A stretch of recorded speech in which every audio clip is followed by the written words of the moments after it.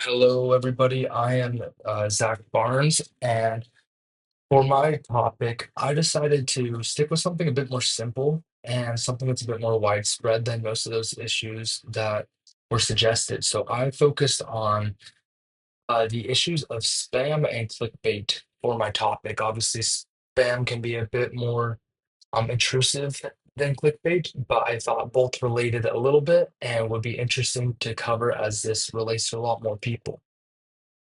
So just as a quick overview, ever since the digital era, these both have increased in prevalence a lot, and we see this affecting our world every single day. And for context, spam started in around 1970s, where clickbait is more of a recent thing with social media, such as like YouTube videos and lots of posts on any social media website, such as Instagram, Facebook, or whatever it may be. And I think that the urgency of addressing these practices has to be a lot more important because of these growth in these algorithms and also the huge monetization that is behind all of this.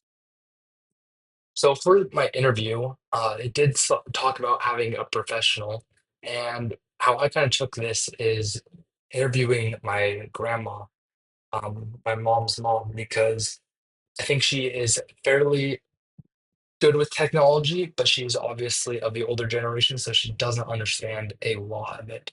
So I talked about a, or I just interviewed her a lot with her encounters with spam and clickbait, but mostly focused on spam. And a big takeaway that she really talked about is how it's getting harder and harder to tell what is uh, a real phone call and something that is fake. It's often been very easy to distinguish this, but now, or it used to be very easy to distinguish that, but now it's becoming increasingly hard because of these phishing scams that are sent in through emails, and they seem very legit coming from things such as banks or online stores.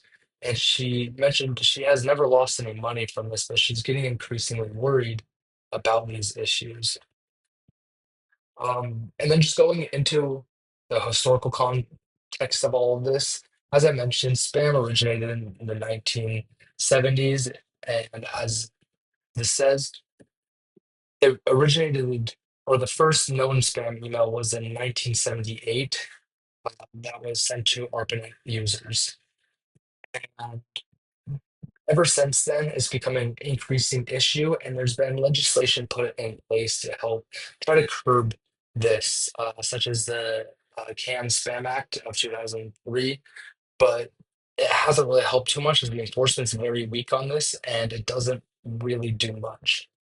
And as for clickbait, it's a lot less of an issue, but it still has become a lot more widespread with just revenue media such as YouTube. Lots of videos you see, all of the um, photos are just clickbait. And while this doesn't have as bad of effects as spam, this does waste lots of our time and has its own issues. Now, for the global context, there's a few countries that are trying to proactively do stuff, or federations such as the EU, who has pretty strong regulation around data use and consent, and Canada, where they actually require user consent before sending the digital messages. But on the other hand, some governments are weaponizing these tools to really push disinformation and false propaganda.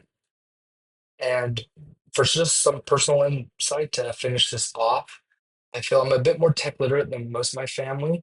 So I feel like I am more involved in this and try to help my family be a bit more aware. Obviously, I'm not always going up to my parents saying, "Don't," or understand what spam is, stop. But whenever I see something, I try to point it out and help them understand these tactics that these people use. And going into computer science, I now really believe that designing tech or designing these apps and these programs or whatever I'm going to go into, that I really need to prioritize these user safety and trust and not do all of these deceitful things. But thank you so much for this.